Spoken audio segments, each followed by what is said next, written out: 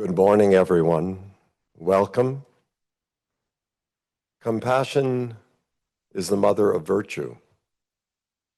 In a nation separated by partisan division, a world riven by hostility and ideological difference, a want of compassion is a serious deficit. But what is the connection between mindfulness, self, and compassion for the other? This is the question that we will explore together today. I look forward to a day of reflection, learning, friendship, brotherhood and sisterhood, and compassion. Thank you all for being here.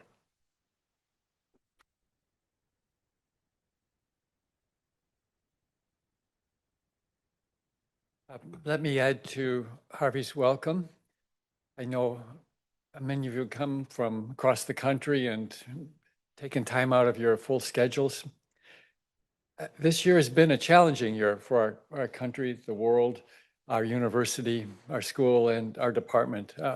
And we've had to downsize quite a bit and contract a number of our programs. But we are still here, and mindfulness is needed probably even much more than ever.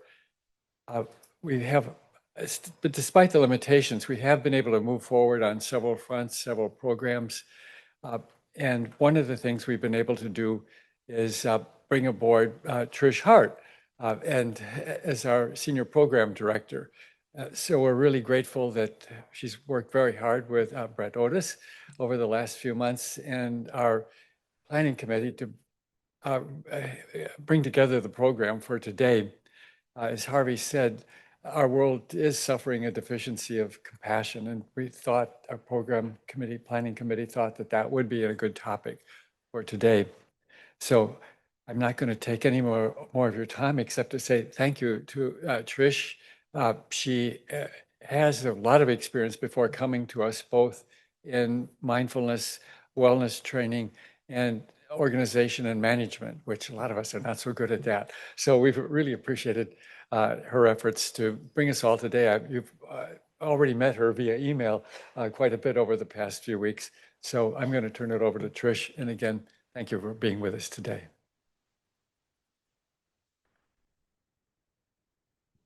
Thank you, Walter. And again, welcome. This is the ultimate question for today. What can I do in both my personal and professional life to foster more compassion in my relationships, in communities, and in the wider world? And what specific concrete actions or initiatives could be implemented at each of these levels? We'll flow into our speakers. We have 3 presentations, and we're going to be guided first with Dr. Jon Kabat-Zinn, who will present a little bit on compassion. And I'd like to provide this invitation. Hopefully I am introducing you well, because there's not enough words to say and how much personally I respect you. Jon was one of my very first mindfulness teachers, and I used his textbooks through the years with my work. So I'm pleased to announce Dr. Jon Kabat-Zinn. Jon is a professor of medicine, emeritus at the University of Massachusetts Medical School, where he founded Mindful-Based Stress Reduction, MBSR, Clinic, and the Center for Mindfulness in Medicine, Healthcare, and Society. Jon is a pioneer, bringing mindfulness into mainstream medicine, psychology, education, and beyond. He is the author of numerous influential books, working with over 700 hospitals and medical centers around the world. Now they offer MBSR, and Jon lectures and leads mindfulness workshops and retreats all over the world and online. I am pleased to announce Dr. Jon Kabat-Zinn. Thank you. Thank you, Jon. It's really wonderful to be at a gathering like this. every one of us is insanely privileged to be here under the auspices of the Thich Nhat Hanh Center for Mindfulness at the Harvard Chan School of Public Health. 25 years ago, just having said those words would have been considered an impossibility. And now it's actually reality. And it's wonderful to have Ty's picture over there because it just completely invites that sense of open-hearted spaciousness and presence that is really beyond words. And so even the word compassion has to be put in a certain kind of context. And I'll try to do that very, very briefly so that we don't get fixated on ideas instead of embodied wakefulness. So compassion is one of what are called the four immeasurables. They're not called immeasurables by accident. They're called immeasurables because they are impossible to actually completely wrap one's thinking mind around. They're just simply too multidimensional, too big. But fortunately, our thinking mind is not all the resource that we have available to us. We also have the heart. And let me remind you that in Chinese, at least, the word for mindfulness is the ideogram for presence or now over the ideogram for the four-chambered heart. So mind, now, heart. Okay. And so if you're not hearing the word heartfulness, when you hear the word mindfulness, you're not really understanding what it is. It's not a concept. It's a way with a capital W of being, a Tao, a path. And Tai was just an incredible embodied exponent of that in every way, shape, and form that he interfaced with this life. So the four immeasurables are also called divine abodes. Okay, and the word abode is, I think, something that, so old-fashioned that we, like most of us, would just dismiss it out of hand as like maybe a nice, motel someplace in the countryside. But no, it has to do with how we abide, how we take up residency in our bodies, in our life, in this only moment that we ever have. This only moment that we ever have. And then what flows out of that are these four immeasurables. It's not just compassion, it's loving kindness, it's empathic or sympathetic joy for the well-being or the good fortune of others, and also equanimity. Let's not forget equanimity. These are impossible to embody. That's why they're important, because, not to put down the military at this particular point in time. I very much like the phrase that's the kind of motto of the Army Corps of Engineers. The difficult we do today, the impossible takes a little longer. And now what we are faced with today in the United States, as you just heard from the previous speakers, is actually an impossible situation, an insane situation. In so many ways, an unrecognizable situation, and it requires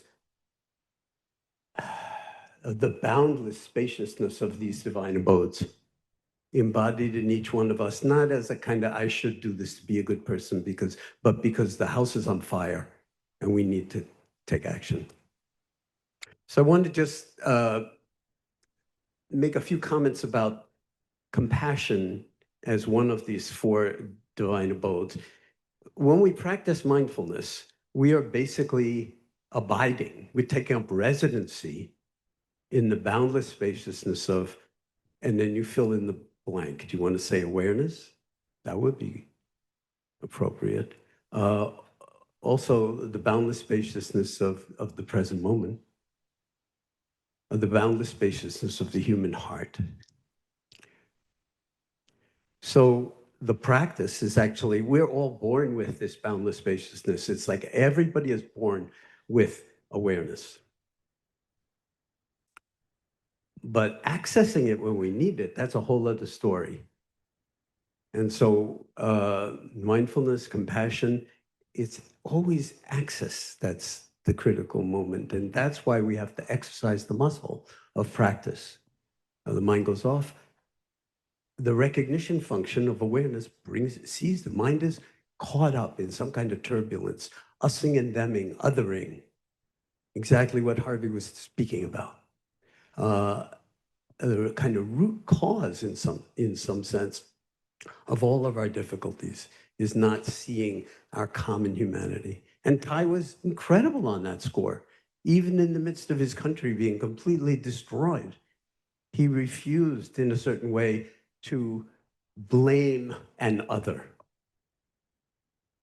but to just recognize that we need to call all of humanity to a higher standard. Homo sapiens sapiens means the species that is aware and is aware that it's aware. We could call it Homo mindfulness, or Homa, if. So if you study the scientific literature, and in particular the work of Tanja Singer in Germany and her collaboration with Mathieu Ricard, who's, as most of you probably know, is a Buddhist monk in the Tibetan tradition. Mathieu wrote a 700-page book on altruism.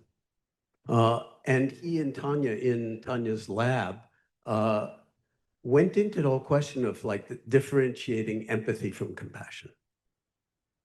So empathy is when you feel with the other person. You feel sorry for the other person. You empathize with the other person. But empathy has its limits. It is not transformative.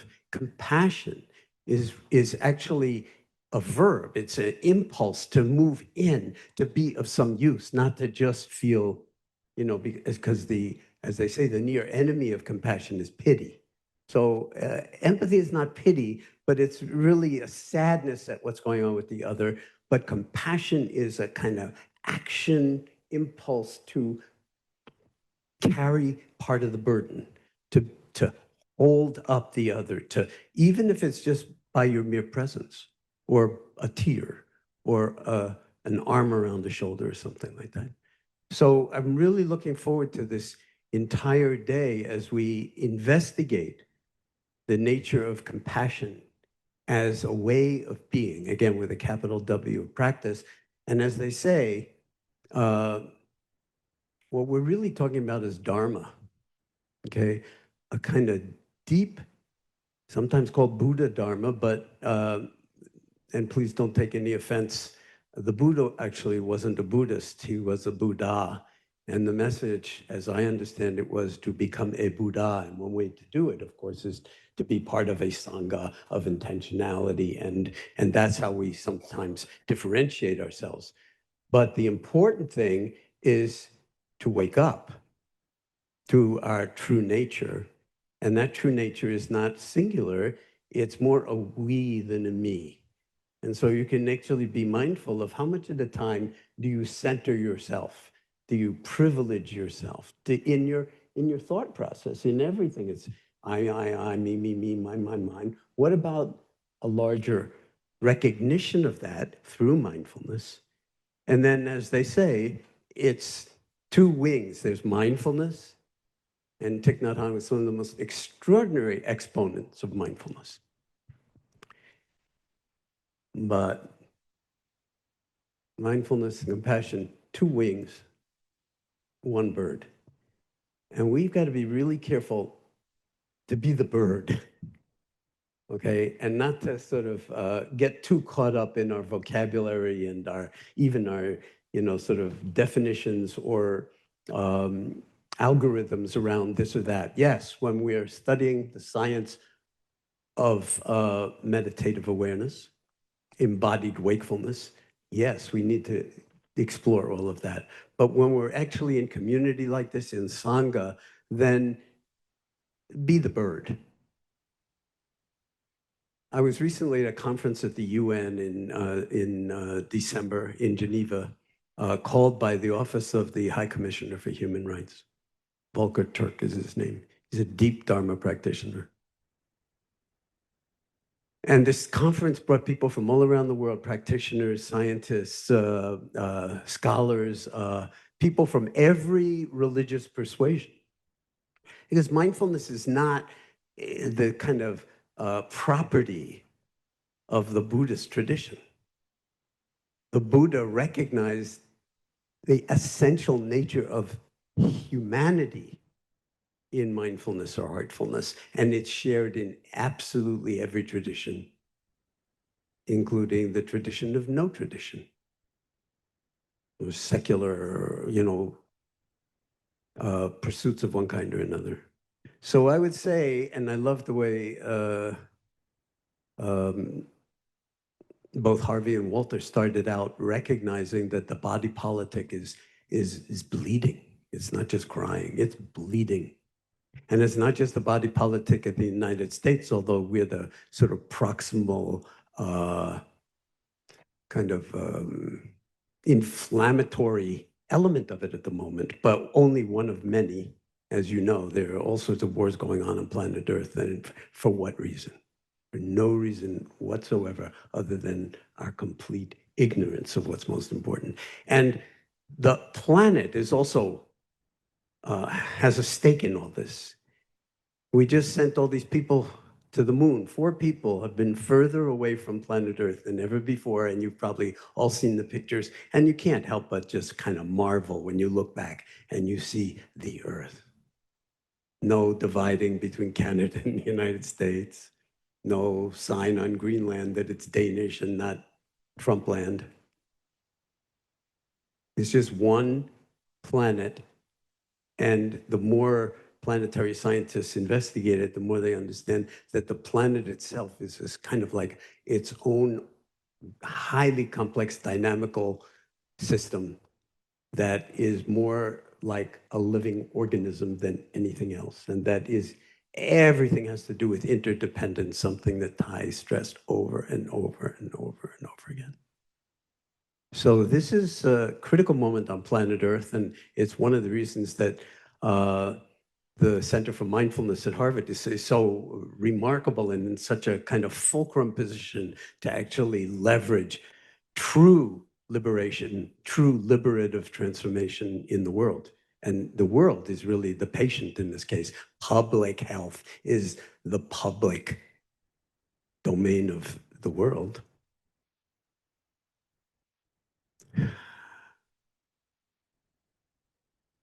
And so let's just take a moment and drop into being all in the same room together.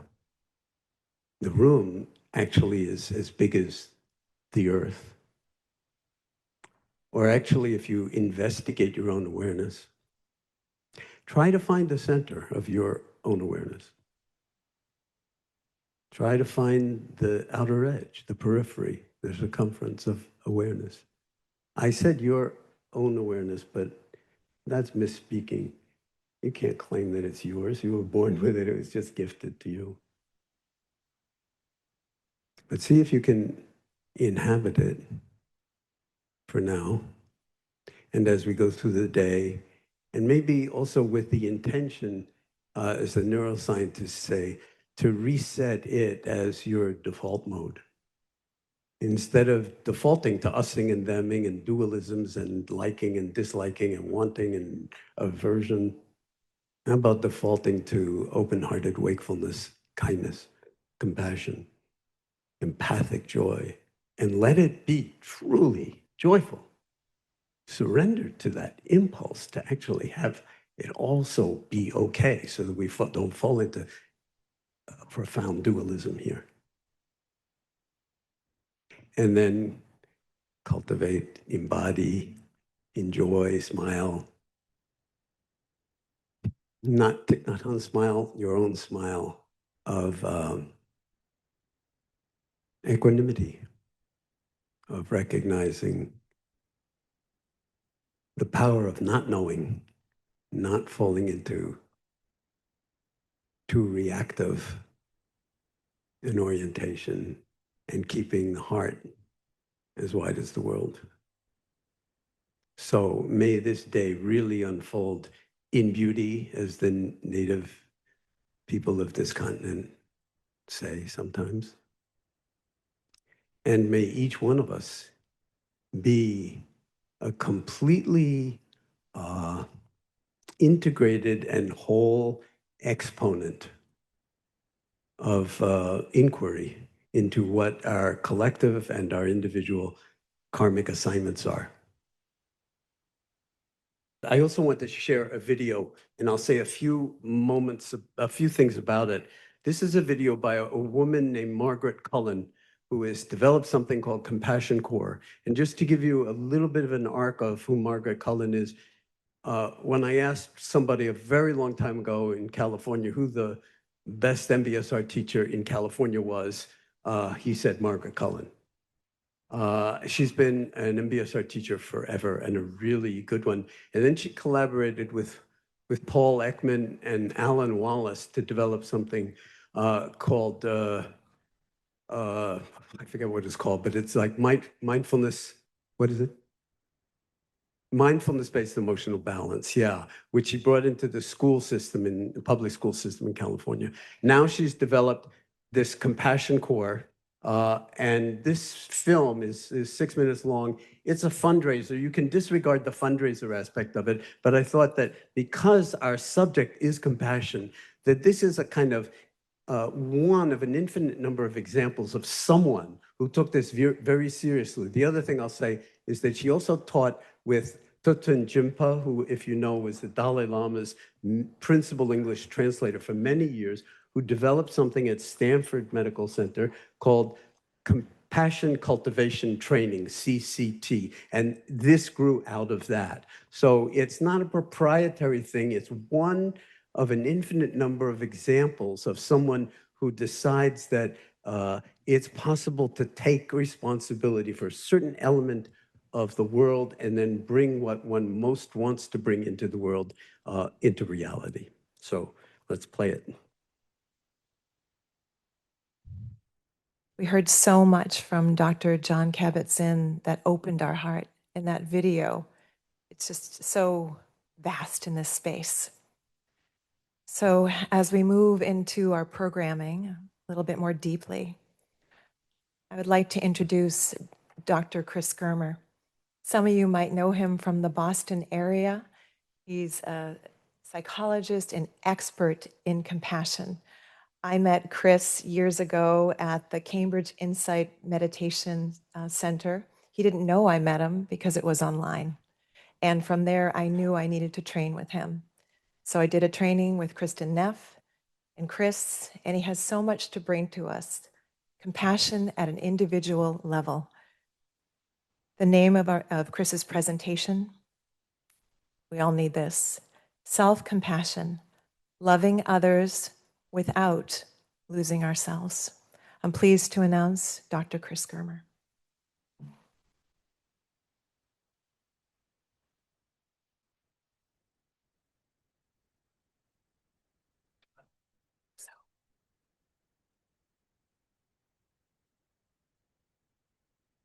All right. So I'm just so thrilled to be here and with all old friends and new friends, and it's such an honor to be in a gathering of people who are committed to bringing more compassion into the world, and with esteemed scholars and wonderful monks, and such a beautiful introduction, Jon, describing a unitary vision of mindfulness and compassion and being the bird that holds the duality. I should also say that what's really special about this conference is the focus on community and growing individually. When Ty was at Harvard Medical School at a conference on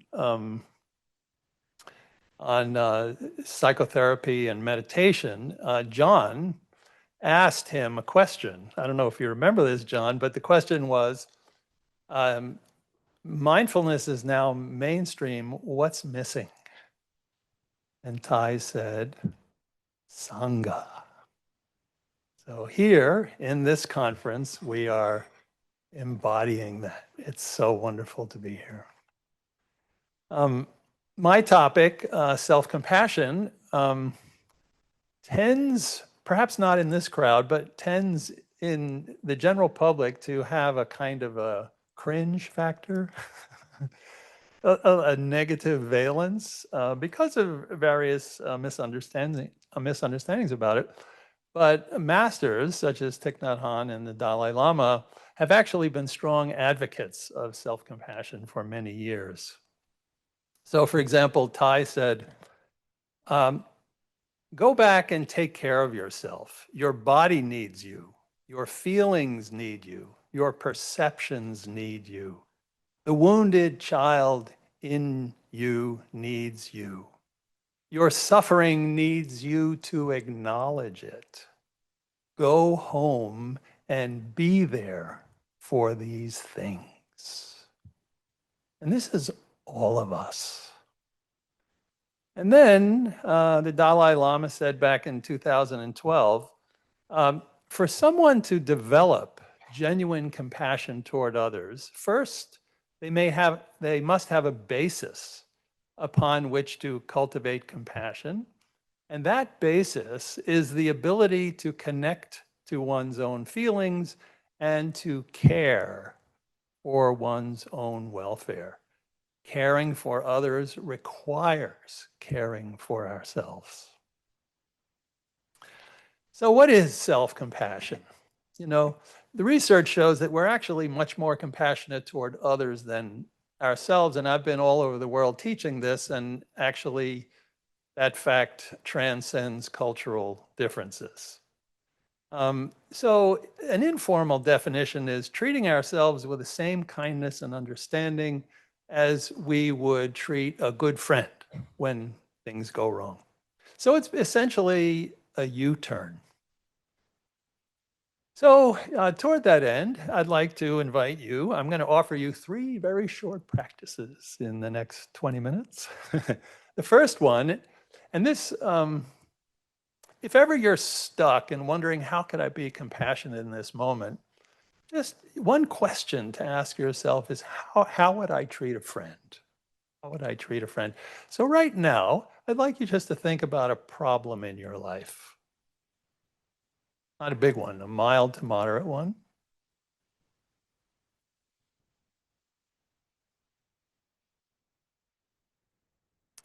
And then reflect for a moment on how you relate to yourself around this problem. In other words, how do you talk to yourself? What is the tone of your conversation?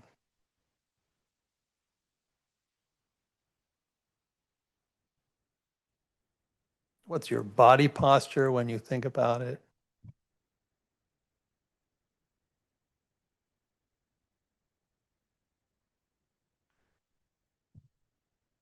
And now I'd like you to think about a dear friend who might be struggling in a similar way.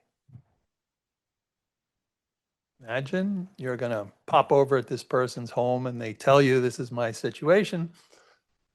What might you say? What's your attitude?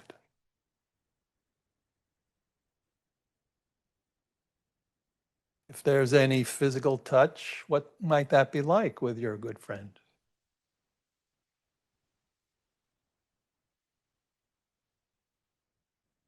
And then the last question is, was there a difference in how you treat yourself and how you would treat somebody else? I see quite a few nods. Yeah. So self-compassion is actually a very humble enterprise. All we're doing is including ourselves in the circle of compassion. That's all we're doing. We're correcting the balance. Compassion is omnidirectional. It flows in all directions, but when it goes in our direction, suddenly we say, oh, no, no, no, no, oh, no. And that comes at great cost. So with self-compassion, we're just correcting an imbalance. We're learning to be as kind to ourselves as we are naturally toward a good friend.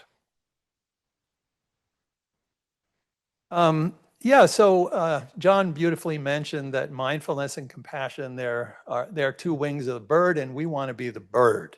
But he also mentioned that for scientific purposes, sometimes we need to like pick things apart a little bit. So at a relative level, particularly at a practical level, the question is there a difference, and what might those differences be? And everybody can come to their own conclusions, but in my view, mindfulness is loving awareness of moment-to-moment experience, and compassion is loving awareness of the experiencer. And we need both. Mindfulness asks, what do I know? Or what is happening? What am I experiencing in this moment? You know, asking this question with open-hearted, loving awareness. And compassion asks, what do I need? This is another great question if you're wondering how to be compassionate toward yourself. Ask yourself, what do I need? In the research, mindfulness, this is how at least the research is done, mindfulness regulates emotion through our attention and awareness, what we're paying attention to and how we're paying attention to it. Compassion in the literature regulates emotion primarily through these qualities of care and connection. Now, some people say self-compassion is just going to rigidify the sense of self, and that's one of the reasons they cringe. I was in Dharamsala talking to some monks about self-compassion, and they all became somewhat apoplectic until the Dalai Lama, disabused them of that notion. But basically, we could say that mindfulness dismantles the self by breaking it into moment-to-moment experience and the different components of self. And self-compassion melts the self, and we need both. And another way of describing differences, again, we want to embrace unity and duality so that we can be one bird. Mindfulness is calming, and self-compassion is warming. So this is for the scientists in the room. How many people in this room would identify themselves as scientists? If so, please raise your hand. Okay, thank you. And then there's a formal definition of self-compassion. This is Kristen Neff's definition from 2003. The three components are mindfulness, common humanity, and kindness. So mindfulness is essential to cultivate this quality of self-compassion. Again, this is all at a relative level, but if you're not aware that you're suffering, it's hard to have a compassionate response. So that's the essence of it. And then there's a sense of common humanity. Actually, if you are struggling and you feel desperately alone, you will find very little relief because the sense of isolation tends to magnify our problems. So, but when our heart has truly opened mindfully, in other words, we can actually feel the gravity of a situation. When the heart breaks open, actually, we start to feel that our experience is part of the human experience. And lo and behold, kindness can fall in. Kindness and common humanity are natural when the heart has opened with mindful awareness. And when people think about compassion, usually they're thinking about tender compassion, but this is only part of the story. For example, if a building is burning down and you rush in to save somebody, an occupant of the house, and pull them out, there's nothing tender about this. That's fierce compassion. That's tough compassion. And actually in daily life, we are so compassionate so often doing difficult things. It doesn't look tender, but it is caring. So there's the tender side of compassion. There's the fierce side of compassion. Tender is being with, kind of a yin side. Fierceness is action in the world, kind of a yang side. Tenderness is about comforting, soothing, validating. Fierceness is about protecting and providing and encouraging. Sometimes the most compassionate thing we need to do is really hard, Compassion for others or compassion for ourselves. How do we do this? Do we motivate ourselves with a stick or with a kiss? Do we motivate ourselves with criticism or with encouragement? Self-compassionate motivation is motivating ourselves to do difficult things with encouragement and kindness. And there are lots and lots of studies now on self-compassion. In 2003, there was basically one. That was Kristen Neff's study. Now, there are over 10,000 articles in Google Scholar with self-compassion in the title. So there are certain myths about self-compassion. This is the cringe factor. So first of all, if the term self-compassion kind of makes you want to not look any further out, just think inner compassion. So compassion is outer, compassion is inner, as the Buddha said, above, below, left, right, front and back. Think inner compassion. But when people hear the word self-compassion, they think of self, and self as a kind, the sense of a separate self for most of us is the cause of an enormous amount of suffering. So when we hear self-compassion, we think, oh my goodness, if I practice, it's going to make me selfish. But actually, the research shows otherwise. As people grow in self-compassion, they tend to grow in compassion for others. And in relationships, people who are self-compassionate, they tend to be more collaborative. They tend to be more willing to admit mistakes. They tend to try to repair. So it's not selfish. So these myths are actually misconceptions. The research shows the opposite. Many people are concerned that if I'm more self-compassionate, I'll be weak. In other words, too sensitive for this world. But actually, if there were two words to summarize all these 10,000 articles on self-compassion, it would be emotional resilience or emotion regulation. People who are high in self-compassion bounce back much quicker from tragedy, so war trauma or catastrophic illness, divorce, things like that. Some people worry it's like self-pity. In other words, I'm just going to be wrapped up in a little ball if I'm self-compassionate and say, why me? Why this happened to me? That's actually the opposite. That's called rumination. We find that people who are more self-compassionate actually have more perspective on what they're going through. And self-indulgent. Some people think, well, if I'm self-compassionate, I'm going to just, watch Netflix and eat bonbons all day, I'll just take the easy way out, of whatever my problems are. But what we find is that people who are self-compassionate actually take better care of themselves, If your child came home one day and said, oh, mommy, I'd like a half a gallon of chocolate ice cream for dinner, would you say, oh, because I love you, honey, we'll do that? Maybe every day? Why would we do that for ourselves? When we are self-compassionate, we actually give ourselves what we need. We care for ourselves in a healthy way. And so people who are self-compassionate, they usually eat more moderately, they exercise more, they drink less, and so forth. And lastly, one of the main concerns is that self-compassion is demotivating. In other words, I'm just going to, I'll lower my standards. But actually, people who are self-compassionate, their standards are as high as people who have very little self-compassion. But they're actually more motivated to achieve their goals because they're motivating themselves with kindness and encouragement, just like a good coach. If a coach curses you out, you're going to lose your motivation. But if you have a coach that sticks with you and says, yeah, you can do this, go for it, you'll stick with it. You'll actually be more likely to achieve your goals, as the research shows. So it's good for you. You know, most measures of psychological well-being seem to be, so far, I mean, it's almost a little embarrassing. I think it's the same with mindfulness, actually, associated with self-compassion. You know, happiness, life satisfaction, optimism, coping, emotional resilience, emotional intelligence, wisdom, curiosity, growth mindset, connect, it goes on and on. Decreases in anxiety, depression, stress, rumination, shame.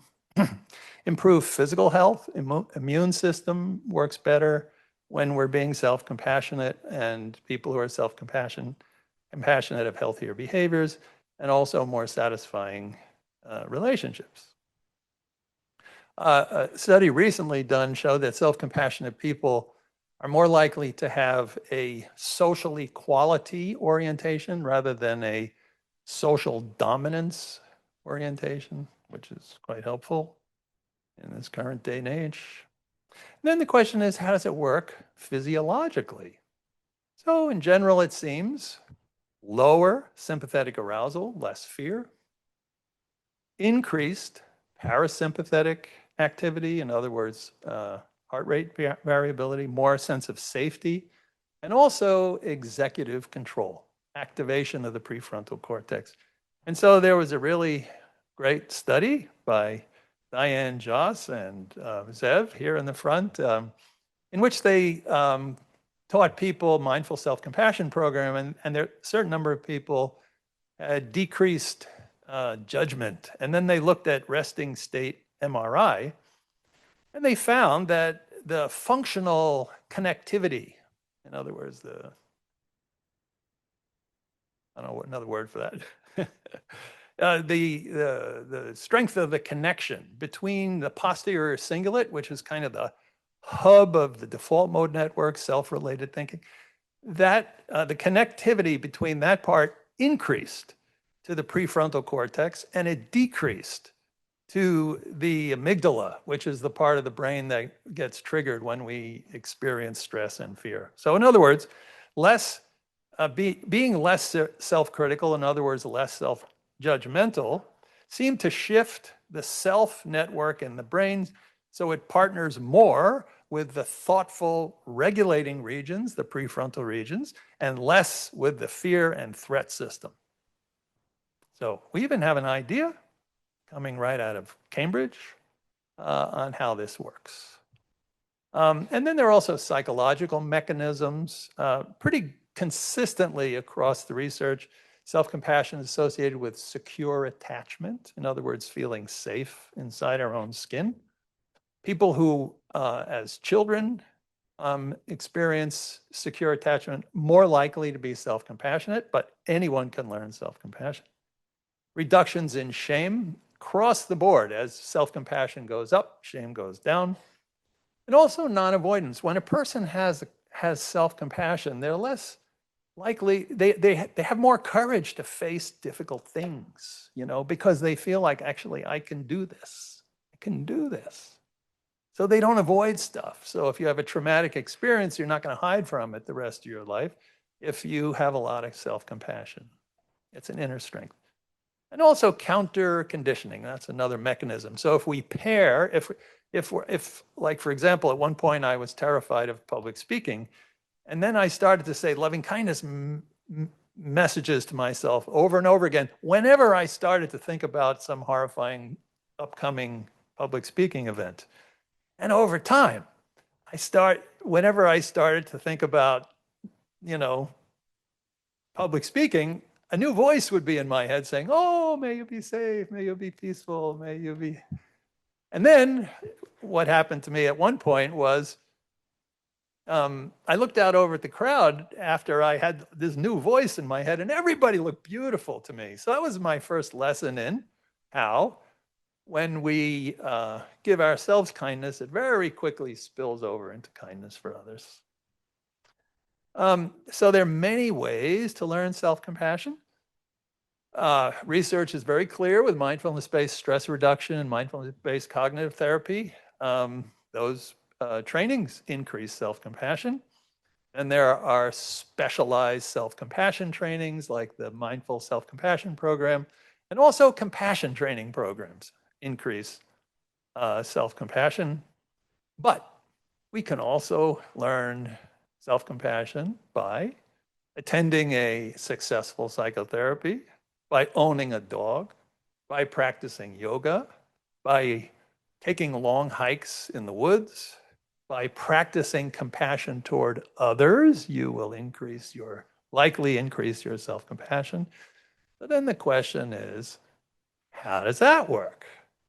And in my view, I haven't seen any papers about this, but in my view, if we do something out of kindness for ourselves, consistently and over time, we will grow in kindness for ourselves. Because at the end of the day, self-compassion is goodwill training. It's less about your emotions, and it's even less about your specific actions. It's about your attitude toward yourself. And when you cultivate over and over kindness toward yourself, you will grow in self-compassion and, fortunately, then compassion for others. So I'm just going to give you two very short practices. I wanted to give you three practices because we're practice-based here. There's a practice called compassionate touch. And there are two studies on this in Frankfurt, Germany. Aloysia Dreisner, he stressed people out with a social anxiety experimental paradigm. And then he had people for 20 seconds either put a hand over their heart or get a hug. And he found that both hand over the heart or a hug reduced cortisol after this stressful event equally. So I would like to invite you right now to put your hands together like this and just feel the touch of your hands, maybe the warmth of your hands. And now maybe take one hand and put it on your cheek.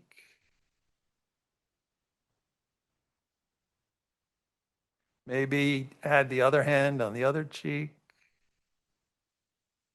And as I lead you through a few forms of touch, just notice what feels genuinely comforting and soothing to you. Maybe drop one hand down onto your heart. Maybe put another hand over that hand.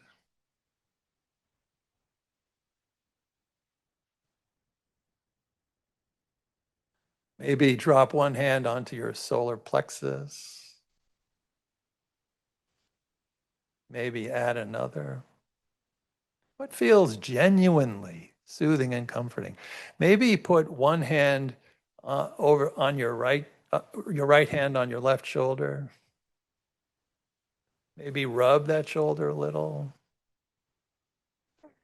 Maybe take your left hand and rub your right shoulder. Maybe just massage your upper arms.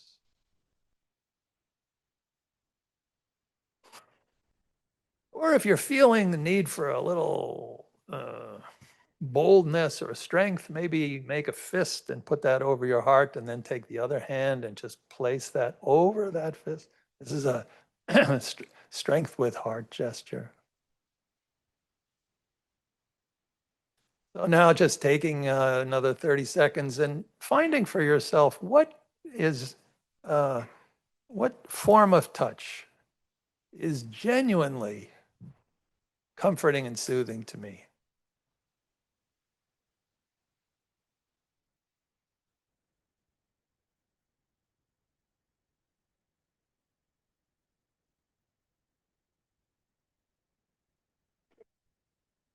And the invitation now is whenever you are under stress and you have just 20 seconds, offer yourself that compassionate touch. And then there was a follow-up study on this coming out of Berkeley last year, in which they found that people who offered themselves 20 seconds of compassionate touch daily for 28 days had significantly less stress, more self-compassion, and less what was called psychopathology, which means less anxiety and depression. So you have time. Everyone has time for this. And now the last practice, and this is only going to take me like 3 minutes. How much time do I have, Trish? Am I out of time? 5 minutes. We can do this. Okay. And this is the self-compassion break. So this practice actually gives you a felt sense of the 3 components of self-compassion. And those 3 components, again, are mindfulness, common humanity, and mindfulness and self-kindness. So what I'd like you to do now is to, again, think about a problem in your life. Make it mild to moderate, not a big one.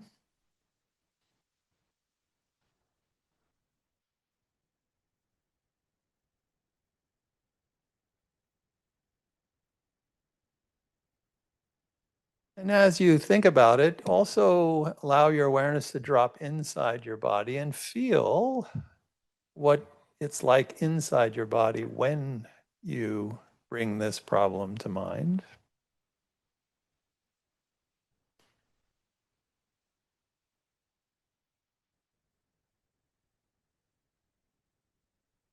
And then the first part of the self-compassion break is mindfulness. So right now, in a kind and validating way, just naming, this is difficult. This problem is hard for me.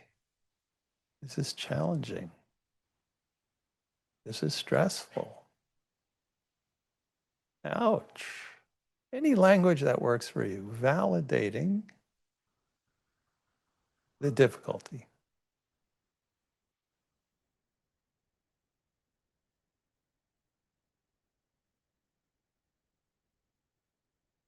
And seeing if you can also make a little more room than usual for that difficulty.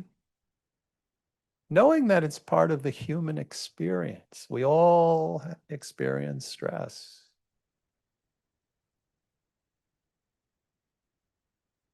A little more room. And if there's a particular emotion associated with it, maybe naming it like, oh, fear.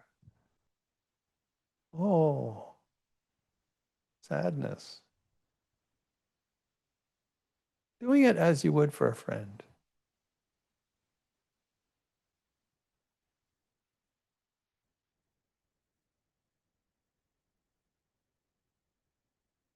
And then part 2, common humanity. In this moment, seeing if you can acknowledge that the way you feel now is actually part of the human experience. Problems are part of the human experience. Stress is part of the human experience. And in fact, many people in exactly the same situation as you would feel just as you do. So although in this situation, as you think about it, even in this room full of other people, as you think about it, you might feel quite alone. You are actually not as alone as you feel. What you feel is part of the human experience. And lastly, self-kindness. So what I'd like to invite you to do is to either put a hand on the part of your body where you feel stress the most, or offer yourself the same compassionate touch as you discovered a short while ago.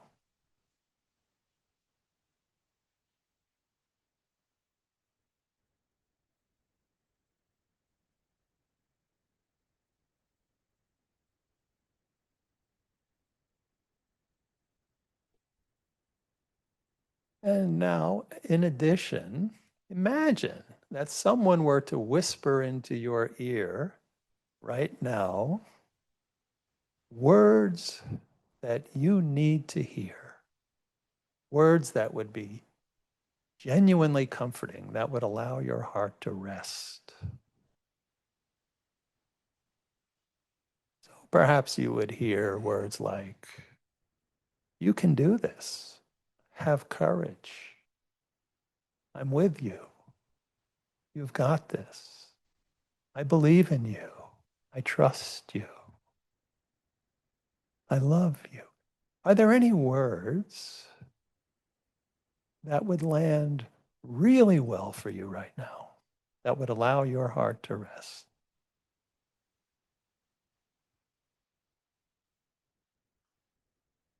And if so, allow those words just to roll through your mind. Permission to hear those words over and over.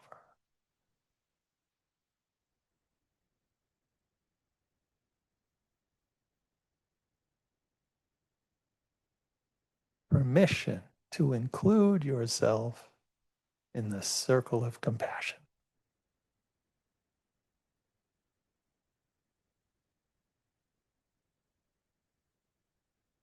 And then when you're ready to release the practice,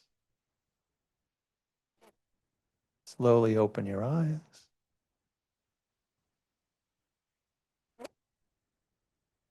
And I want to thank you for your attention. And I'd like to give the floor to the next speakers, Jon and Dave. Thank you. As we begin to move further along in our itinerary, it's always good to keep coming back to the heart. And this next section that we'll explore is a culmination of two experts, Jon Kabat-Zinn, who you've already heard from today, but I'd also like to introduce Dr. David Vago, who is an expert in contemplative science, a research expert who looks at well-being and brings so much to us today. They're going to have a little powwow up here. So we're going to set some chairs, get them set up. Their topic today, it's a long title. So from embodied awareness to collective transformation, a contemplative neuroscience and practice perspective on self-transcendence and spiritual health. So I hope you enjoy, and off we go. So nice to be here.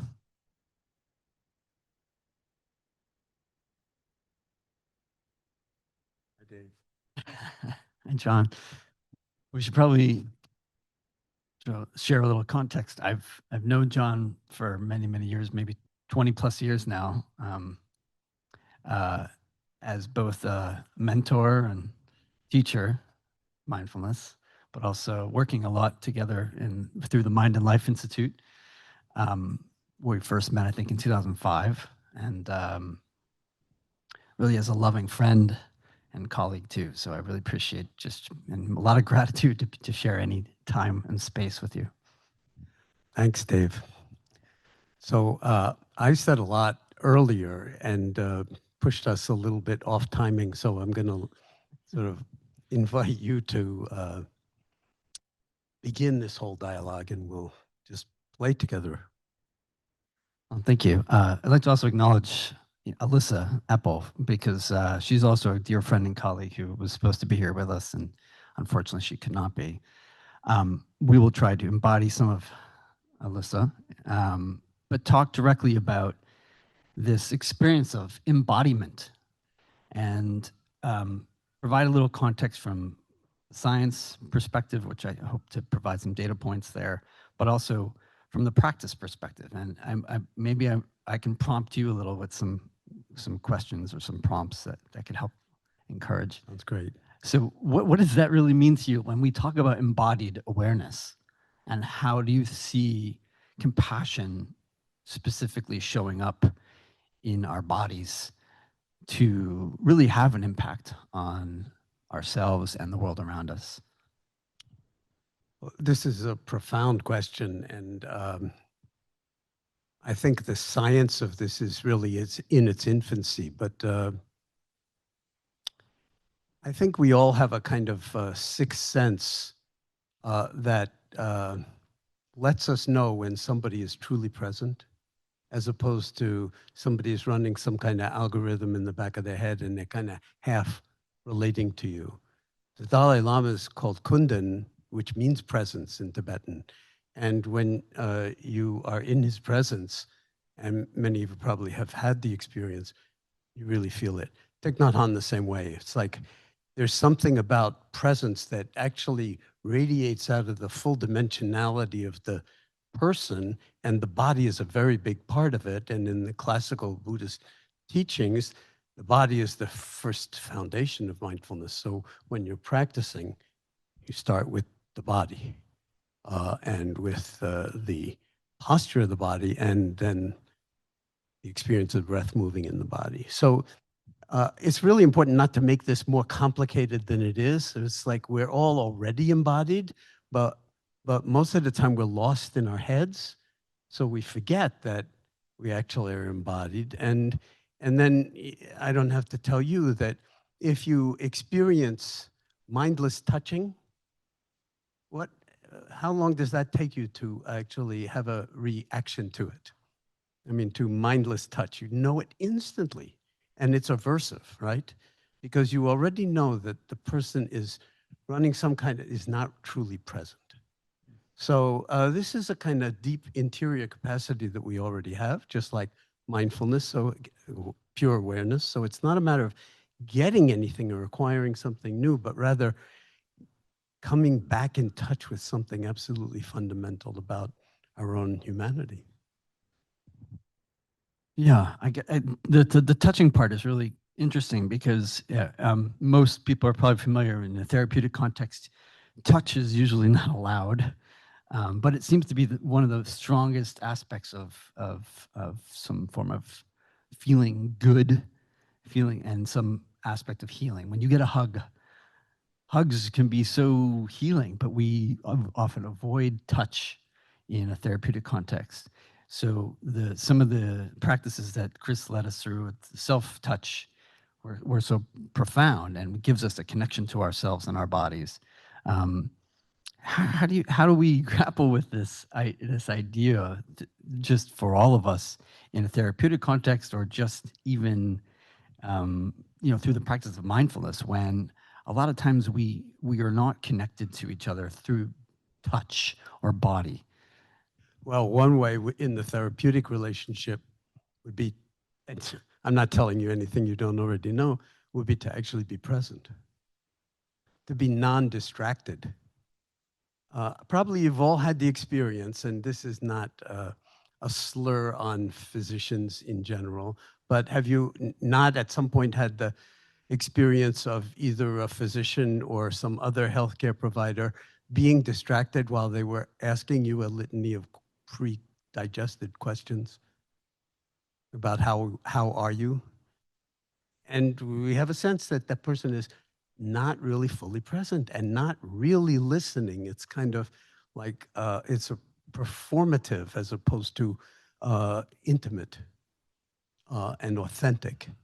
So embodiment is just that. It's like dropping the performance and being in the moment with what you might call not knowing mind, sort of an openness to experience. And that radiates compassion. I mean, that is kind of a gift to the other person. The biggest gift you can give another person is your attention, your presence, and your open-hearted presence. So that's, again, you can idealize that, but they're all practices. They're opportunities for us to say, be mindful of how mindless we are. Be mindful of how uncompassionate we are. Be mindful of how easily we contract around an idea of who that person is or what they're saying or liking, disliking. And that's a kind of sign of being caught, that we're caught in our own liking and disliking, but we're so caught in it that we're just projecting it onto what's wrong with the rest of the world. And this is kind of has serious problems when we're trying to heal the world too, because Feel connected to people that are not even look near at us. things very differently from the way you look at them, or who are driven by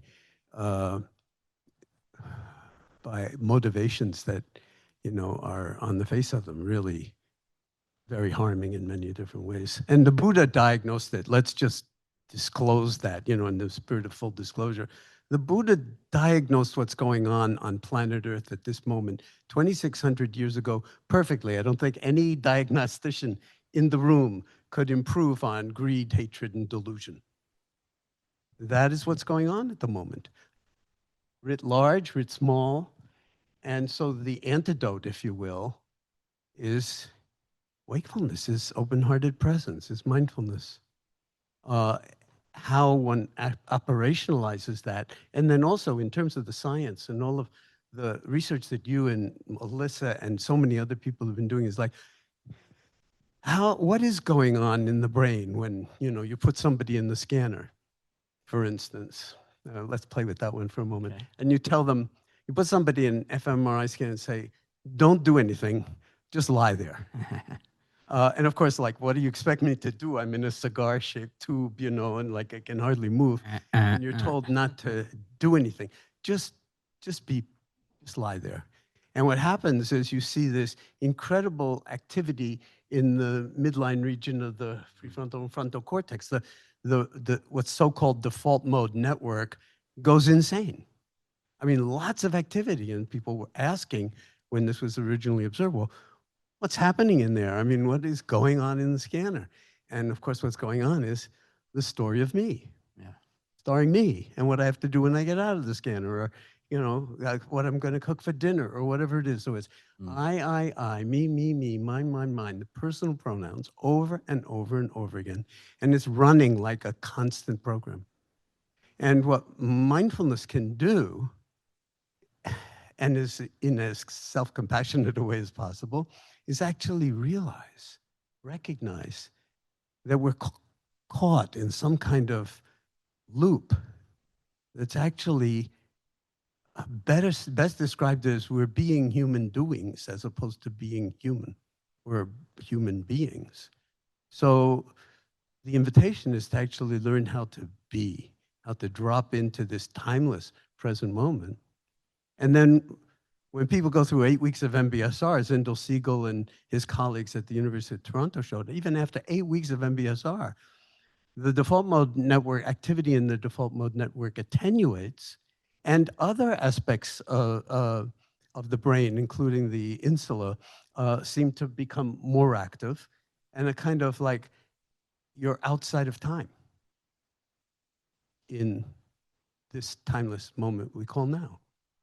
And so that's, in some sense, has profound implications for individual health and societal health, but it has, I think, profound implications for global well-being as well, that we need to wake up, if you will, to our true nature, which is far more multiply intelligent than just thought.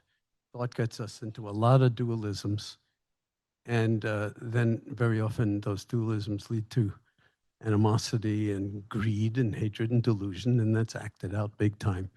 And that is very, very toxic to the body politic, if you will, of the world.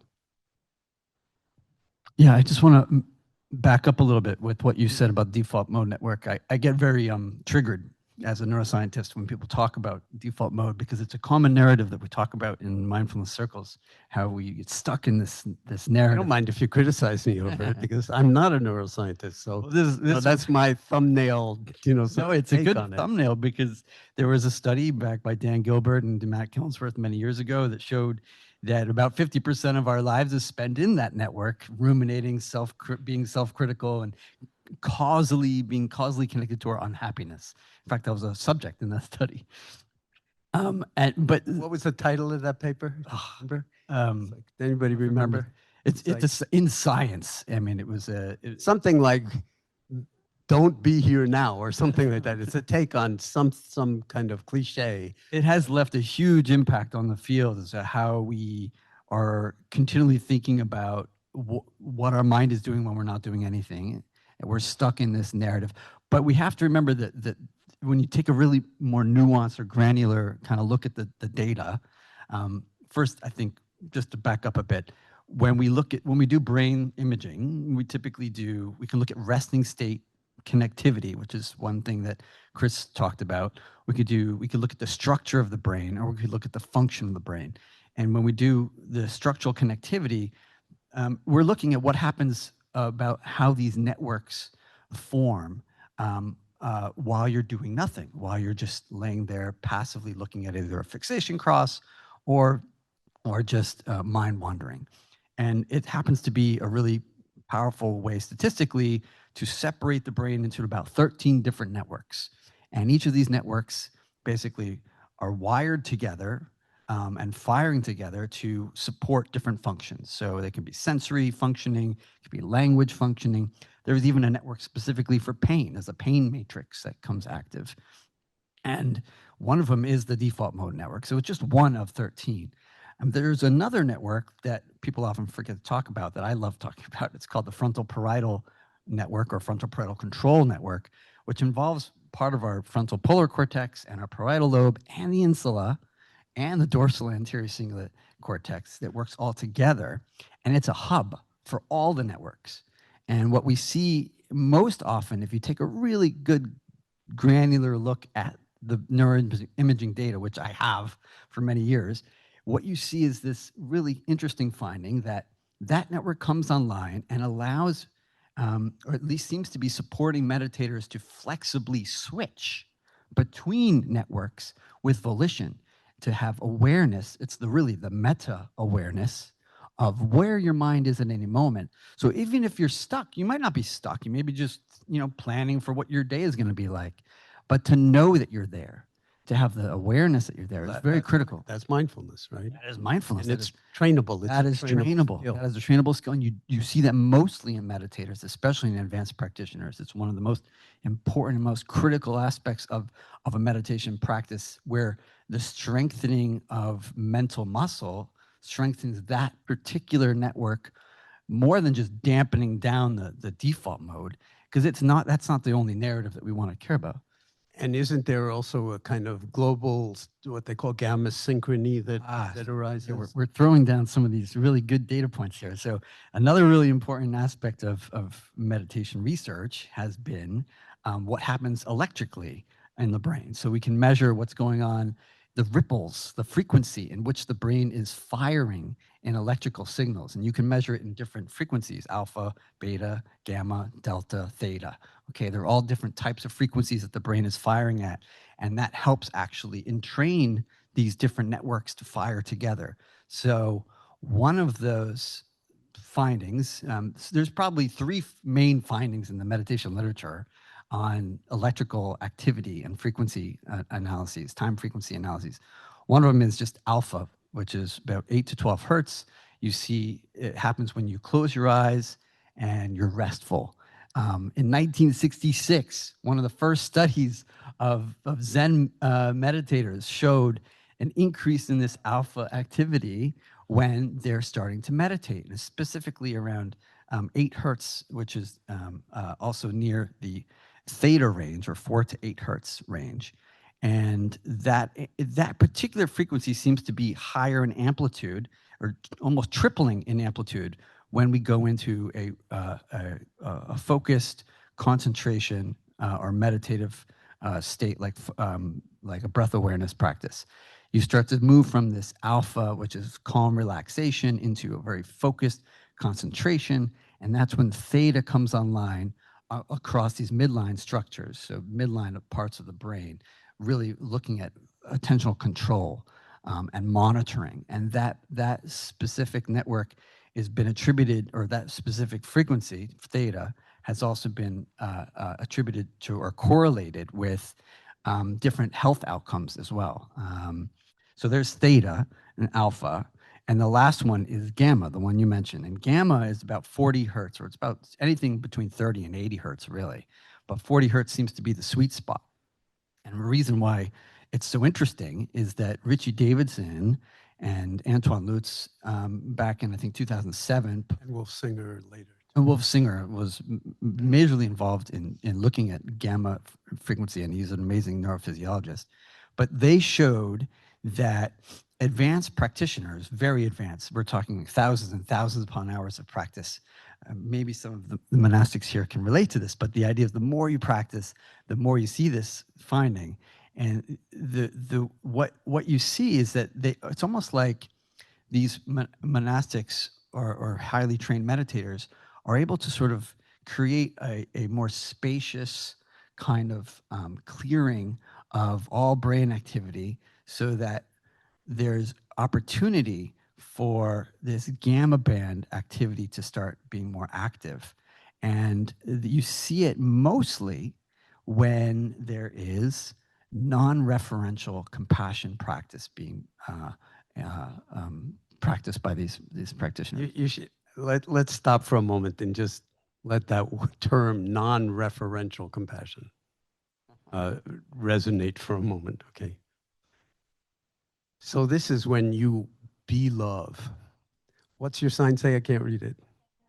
10 minutes, okay, all right. We could go for hours. Non-referential compassion. So when there's no, this is beyond subject and object now. This is simply being compassion. And you might say, well, that's our true nature to begin with when we get out of our own way. So all this kind of brain activity and the different frequencies and so forth, they're really just attempts to, and very sort of limited in some sense, attempts to try to ask the deep koan, what does it mean to be human? How are we as human beings? And all the science is really about trying to understand wakefulness, embodied presence, capacity for, and understanding the difference between the superpower of thinking, for instance, which is a hell of a superpower, but it gets us into a lot of trouble because it can be very dualistic. I'm of two minds on that one. And awareness, which is non-dual from the get-go. And we've been highly educated in universities and schools and so forth to actually learn how to use the thinking process to a very large degree, but no real instruction until the past 20 years as it's moved more and more into schools to integrate this other superpower, which is of a higher order of magnitude than thought. Awareness is just of a different order of magnitude superpower. And what does it most resemble, given the astronauts are still out there on their way back from the moon? It resembles space. As I said earlier, like where can you find the outer edge of your own awareness? No, I'm going to just quickly. No, you can't. And can you find the center? No, you can't. What is that most like? It's like the universe. So again, exercising the muscle is accessing it because we have this kind of binary, emotion thinking pulling us in one direction or another and really driven by a lot of urgency and a lot of selfing. This is really important to me. And then it's like understanding that you're not your name, you're not your form, you're not your age. And who are you really? And one of the most authentic responses might be, I don't know. I don't know. I don't even know who the I that's saying that is.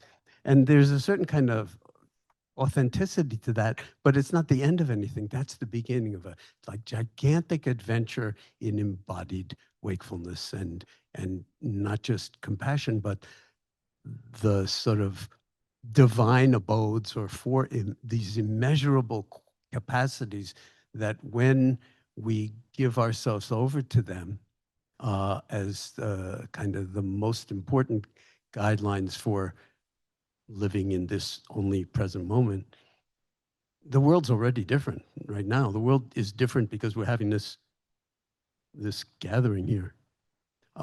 So it has profound implications on a lot of different levels, and that is exactly what public health is all about, seems to me.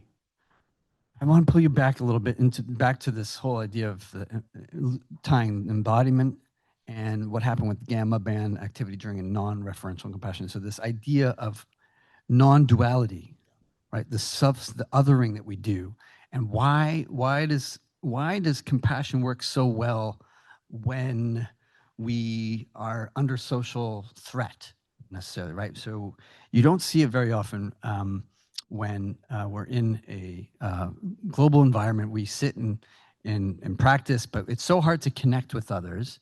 It's easy to be embodied in our own selves and have our own interoceptive awareness of what's happening. But when we're relatively easy, relatively easy. but the hard part for us is to find connection with others, where we want to provide support for and make connections with the people who are suffering in the world. And so how do we get to that point of this non-dual perspective, stopping from the othering, when it's just so challenging, really, to even embody it for ourselves? I don't know. But I'll just say this because, you know, in a sense, it's important to bring it right down to earth, and you see the time thing. That when we take our seats in formal meditation practice as individuals, okay, maybe we should recognize that it's a radical act. That it's a profound and radical act. It's not just one more thing you have to squeeze into your day because you said to yourself that you were a meditator. It's a radical act of sanity to stop and drop into being, and it's a radical act of love. And when we do it together, it's a radical act of community, of sangha, of intentionality, of the whole being much larger than the sum of the parts. And so I think that actually the Dharma in all its various streams is actually moving in the world in remarkable ways.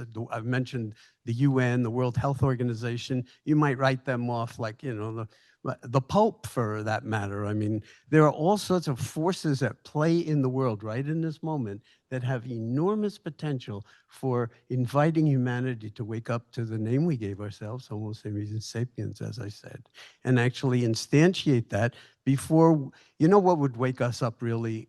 We'd all wake up. A nuclear exchange over Ukraine or something like that. A few cities obliterated, although it didn't wake us up at the end of World War II in that regard. So what will it take for us to wake up? This is, I would say, Thai's whole life challenge to us. I mean, because he came out of Vietnam, and you know, the monastics who were burning themselves on the street in Saigon, out of the pain and suffering, not for themselves, but for their world.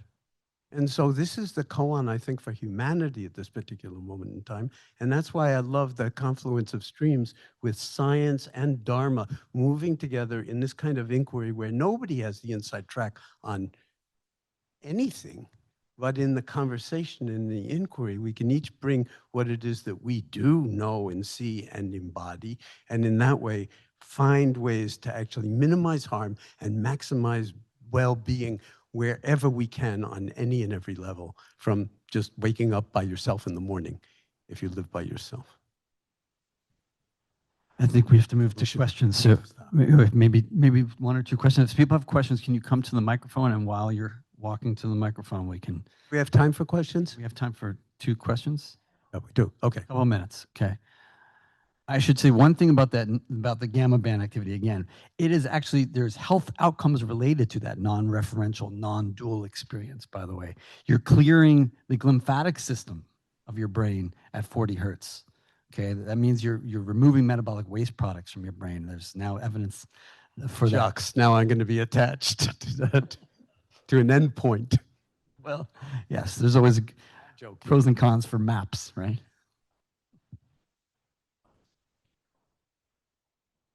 I think you might have to switch it on.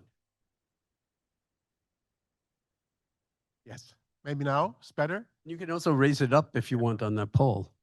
Or take it in my hand. It's maybe better. So thank you so much. I'm Tobias Esch. I'm from Germany. I'm on the board of the Thich Nhat Hanh Center. I have a comment because I'm struggling a little bit with the idea that compassion is so hard to reach and that we have to work so much for it. Where in the research that we and others read and work on, it seems that compassion is actually the natural state that we're living in. And Ernst Fehr once in the University of Zurich made a study saying our natural state of being is collaborative and compassionate. And there are two things that get us out of it. One is stress, and the other is if we have too much time to think about our actions and we start to perform, we tend to make them more efficient. And then we're more selfish. So my question to you would be, yes, we have to learn compassion, but isn't there a chance that compassion is actually a natural state of being? And we should reduce the stress and not to think too much about our actions. And the more we immediately act from the heart, we are actually already there? That would be my question. One-word answer, yes. A piece of science. Jon Kabat-Zinn has done great work on this idea of empathic altruism, or when we are driven by altruistic kind of motivations. And he showed that you see people suffering, and you ask them if somebody is receiving shock or pain to have some empathy for them, versus people who are just showed to have an observer perspective. And they're much more readily going to help others if they feel their pain. So when they have this empathic concern for others, it's very cognitive, because there is this sort of thinking part of how to help somebody, but it is a natural reaction. But if you are trained to just take an observer perspective and, it's not my problem, it's their problem, then you're not going to help. You're not going to help. And you don't see the same engagement, you don't see the same benefits. And there's a lot of research showing that the perception of the stress matters, right? So you can have your own stress all your life, and it can cause cardiovascular disease, or it can be the best thing for you. Let's not forget hormetic stress. Good stress, how you perceive it matters. So I think I'm trying to just say that how you perceive pain or threat or suffering really matters, to see it as a challenge versus a threat. If we're always under threat, we're more likely to maybe engage. If we see threat in others, we're more likely to engage in compassion. But it really does come down to how we're trained and how if we practice things like compassion. There's good research now showing that you can actually train these networks to be much more joyful and caring and motivated to help others in an altruistic fashion. But perception really matters. I'm going to stop here. Thank you. Thank you. There's not enough time today, is there, for all these amazing presentations? We could listen for hours and hours. Maybe next year it needs to be 2 days. What do you think? No. But as we move forward, moving and looking at compassion at a global level, I would like to introduce Brother Phap. And Brother Phap is here from Deer Park Monastery in Escondido, California. He is one of the senior monastics following the Plum Village tradition. And we are very grateful to have you. So please welcome Brother Phap. Can you hear me?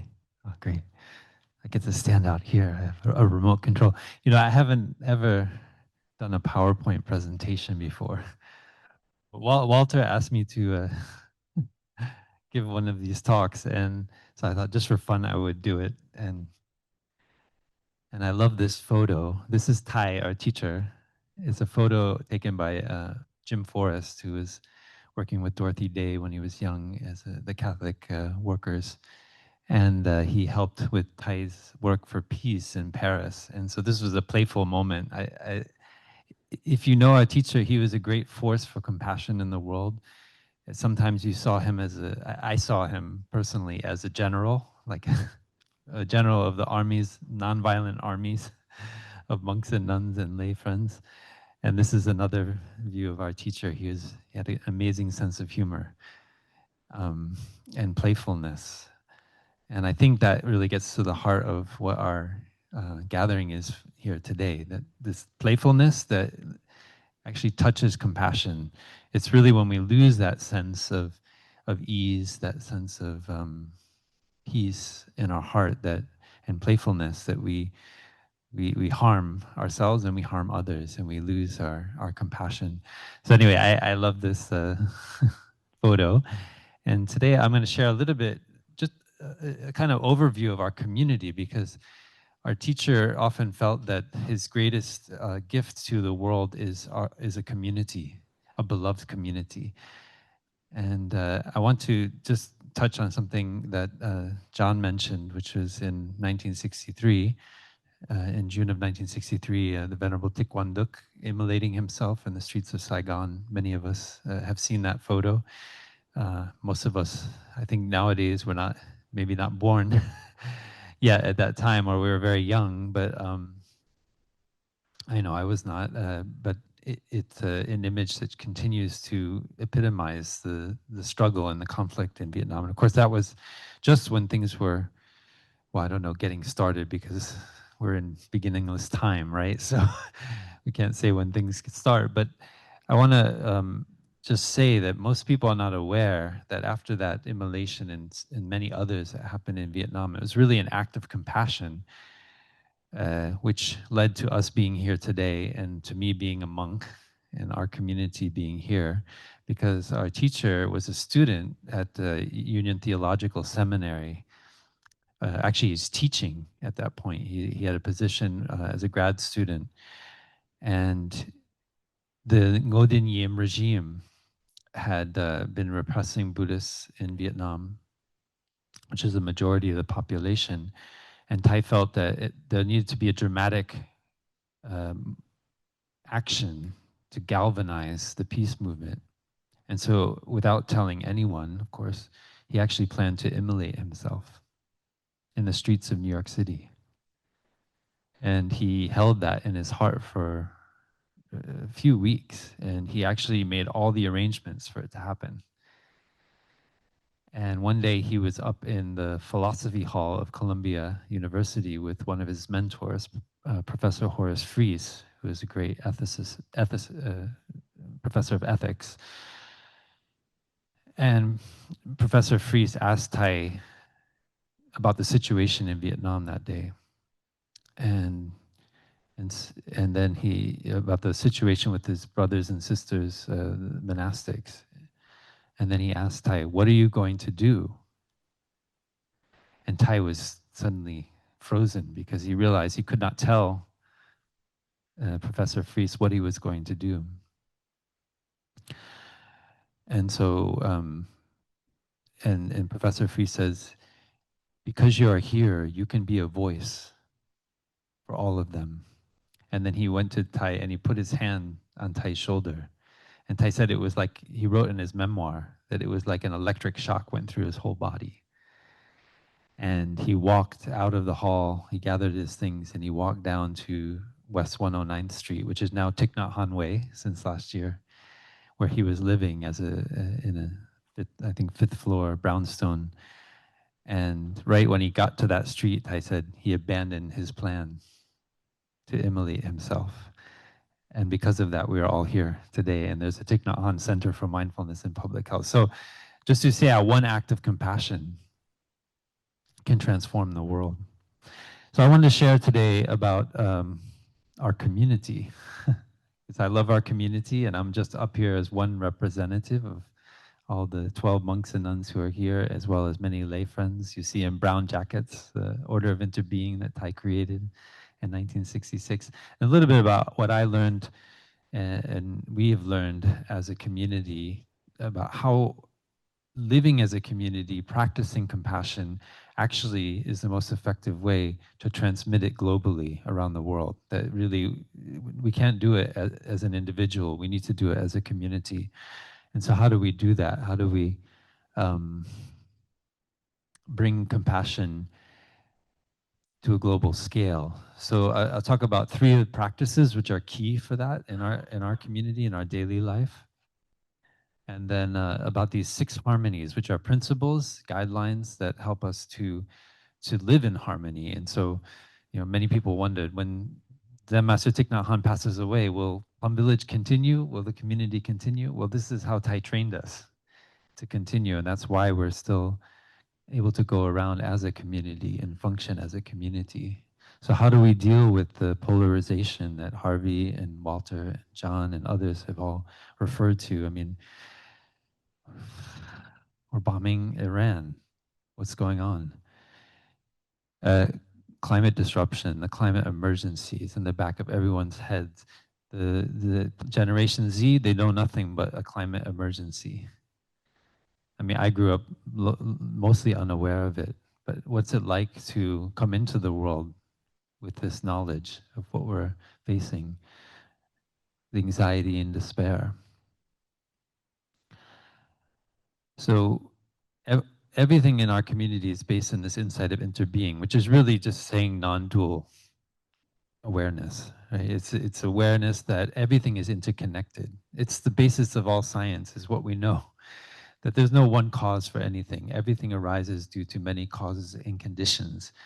And ultimately, the practice of meditation is to cultivate a kind of concentrated awareness that allows us to look deeply into the causes and conditions of all things in every moment. And so when we have a stronger sense of awareness and we see those things happening, of course, we don't see everything, but we're able to look more deeply. And so that helps us to free ourselves from this idea of a separate self that Dave and John were talking about. So in our Plum Village centers, concretely, how do we live interbeing? So we live together, we practice every day. So it is profound, as John said. I sit there in the morning in Deer Park Monastery with our brothers and sisters together at 5:45 every morning, except lazy day. We have a lazy day, which I'll talk about a bit later. 100 of us, there's about 60 monks and nuns. We usually have 30 or 40 lay friends, all sitting in this hall for 45 minutes in silence. It's incredibly powerful. Often I'm just with my breathing, with my body, but sometimes I just look around and I'm like, wow, this is cool. What are we doing here? We're all sitting in silence, all these human beings, aware of our breathing, aware of our body, taking care of ourselves. We share the practice through retreats and online programs. I'll share more about some of those later on. But this is the way we offer this energy out into the world. It's not the only way, but it's one concrete way. You know, people come and they resource themselves and take refuge in the monastery, and they can do it right from their home now. Thai debuted in 2010 the vision for an online monastery, and so many of us have been part of that. How we can offer. Basically, Thai wanted to be able to open up the laptop and have the monastery, emanate out from the laptop. So it creates a sacred space right there in your own home. And compassion in action is an ethical practice, reducing suffering, supporting well-being. So it's something that we train in, and we talk about mindfulness trainings, which help us to have this ethical way of living. Okay, so what is a Sangha? We've heard that word. So for those of us who are relatively new in the Buddhist tradition, the Sangha is the community. And Thai often reminded us, in a community that practices well, when you look deeply into it, you can already see the Buddha. And the Buddha is the spirit of awakening, right? It's not just a person, but it's the awakened nature within each one of us. And you can also see the Dharma, which is the path. And when you have a path, you no longer have fear, as he often said. Most of us suffer because we don't have a path. So the Sangha helps us to see what is our path. Sangha can be our family, workplace, congregation. It doesn't have to have the form of a Buddhist community, right? We talked about non-referential mindfulness, right? So we don't need to be a Buddhist in form, right? And the Buddha, of course, as John mentioned, was not a Buddhist. Right? He was just looking deeply into the nature of reality. So Sangha can take a form wherever we are. It can be our neighbors in our apartment block. It can be our colleagues that are where we work at Harvard or elsewhere. It could be a church, congregation. We have many groups we call double belonging, Christian and Buddhist. There's no problem there. You don't have to be one or the other, or there's no problem being both. And so any community where people listen with an open heart and support one another's deepest aspiration. At Harvard here, it could be a dorm house community, a lab or research group, student organization or department, like the nutrition department at Harvard School of Public Health. I've become a big fan of it now because thanks to them, we have all this nourishing content that has led to this center. Okay, so one of the practices is really key, deep listening. So it means this kind of presence that Jon talked about. We feel when somebody listens that they're not thinking about their phone, they're not thinking about their projects, they're not caught in regrets about the past, worries about the future, but they're just fully there. And all of us have had that experience. That for me, my own experience of having my teachers, my mentors, friends listen with compassion changed my life. And it's, I think everyone in this room has had their life changed by someone who is able to listen deeply, especially when they're in a difficult moment. So we train that. And we're actually actively trying to realize now one of our projects is to create what we call a compassion line. Tai proposed this vision for a 24/7 phone line, but now we can do on the internet, where monks and nuns and lay friends, members of the order of interbeing, people we've trained in deep listening can actually be accessible to those who are in a moment of suffering anywhere on their phones. So that's more on that later. But we practice this in our community, and when something is coming up, a difficult moment, we would have a group of our monastics actually sit with that person or sit with those people and just practice listening. No advice, no, we're not fixing a problem. We're just listening better to understand. That's really key. Deep listening is not to fix a problem. Compassion is not to fix a problem, right? It's to understand. And then the two other practices I want to mention, we call loving speech, which goes hand in hand with deep listening. So if we're able to listen deeply, first of all, to ourselves and our own thoughts. So Chris's talk on self-compassion. If we're able to have compassion for our own inner critic, right? That's kind of berating ourselves for example, for not practicing mindfulness well enough, amongst other things. Then we can't really have kind thoughts or loving speech for others. So first of all, we have to listen deeply to ourselves and see when our own thoughts are violent and hold them with compassion, like a mother holding her child that's crying. And through that, we actually train ourselves to speak in a loving way. So it doesn't mean like flattering or just saying superficially nice things, but really being able to speak from our heart and recognize the good qualities in others. Actually, we do it all the time. When you start doing it, you're like, oh my gosh, I actually see the good qualities of others. But rather than feeling jealous because somebody else is successful or has good talents, you actually feel happy. Because, wow, I can be part of shared humanity with a person who's so talented and kind like that. Isn't it wonderful? Right? So you can turn it around. So that helps us to learn how to actually speak with that and recognize those qualities in another person. And loving speech, we can also share our suffering. So don't think that, oh, it just has to be like flowery, all good. Actually, the most kind of loving speech is when we share about our own suffering, but with the awareness that there are many causes and conditions that give rise to that suffering. So not in the spirit of blame or judging, but actually recognizing how they came about so we can change the roots of that nourish suffering. And so those two practices, deep listening and loving speech, both contribute to kind of weekly or bi-weekly practice in the community, which we call beginning anew, which is like renewing our relationships, refreshing. So we sit together concretely in a circle, and we usually have a pot of flowers in the middle. 10 minutes, thank you. And we share and we practice loving speech and deep listening. Especially the first part of beginning anew is watering flowers. So we say we are all flowers in the garden of humanity. And with our loving speech, we can actually learn how to say kind things and recognize the qualities that people have contributed to the community. And so we do this, usually it's an hour and a half, or was it, I guess an hour at Deer Park usually. We do every 2 weeks, the brothers and the sisters. And so that's the appreciation part, watering the flowers. The second is regret. So we share ways we may have acted that we feel we're not so skillful. And we do this for ourselves. Like, you don't express regret for somebody else's action. No, you express regret for something you might have did or said that you felt, that wasn't so nice.